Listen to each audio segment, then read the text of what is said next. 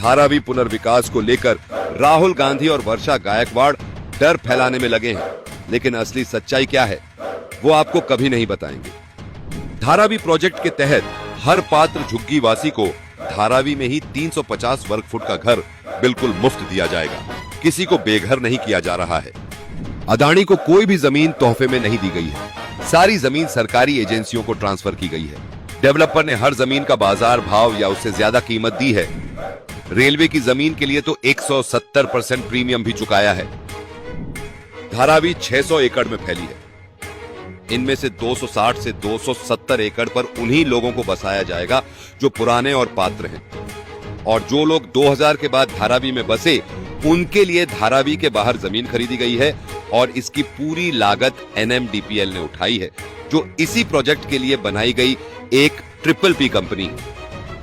जो लोग सच में हकदार हैं उन्हें ही धारावी में घर मिलेगा। सिर्फ 2000 के बाद यहां बसे लोगों को शिफ्ट किया जाएगा, और वो भी 300 स्क्वायर फीट के किराए के मकानों में, जिसे हायर परचेज यानी किश्तों में लेने का ऑप्शन मिलेगा। विपक्ष कह रहा है कि लोगों को देवनार डंपिंग ग्राउंड भेजा जा रहा है। सच तो यह है कि यह साइट कुछ अयोग्य निवासियों के लिए है, और एक चीज वहां कोई निर्माण शुरू नहीं हुआ है। डंपिंग ग्राउंड को बायोमाइनिंग से साफ करके पूरी तरह रहने लायक बनाया जा रहा है। अभी पर्यावरणीय मंजूरी मिली ही नहीं है। जब तक देवनार को साफ करके पर्यावरण के लिहाज से ठीक नहीं किया जाता, तब तक वहां किसी को नहीं भेजा जाएगा। जो लोग ऊपरी मंजिलों पर रहते हैं और जिनके पास दस्तावेज नहीं है, उनके लिए ही एफिडेविट भरे जा रहे हैं। ये किसी को हटाने के लिए नहीं, बल्कि ज्यादा से ज्यादा लोगों को बसाने के लिए है।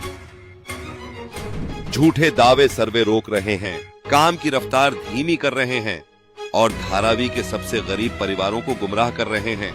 ये सारा राजनीतिक तमाशा असली तरक्की के रास्ते में रोड़ा बन गया है। धारावी पुनर्विकास योजना लाखों लोगों को घर, इज्जत और बुनियादी सुविधाएं देने का वादा करती है।